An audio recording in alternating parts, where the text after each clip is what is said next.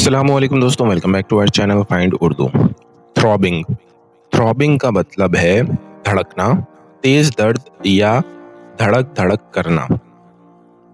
Throbbing का मतलब है कोई चीज बार बार धड़कना या पल्स की तरह चलना।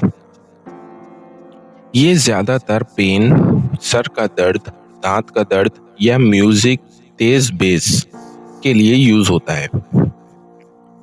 He had a throbbing headache after the party. Party के बाद उसे धड़कने वाला दर्द महसूस हुआ। तो दोस्तों, थ्रॉबिंग का मतलब है बार बार धड़कना या तेज दर्द होना। उम्मीद है आपको थ्रॉबिंग का मतलब समझ में आ गया होगा। मिलते हैं नेक्स्ट वीडियो में। शुक्रिया।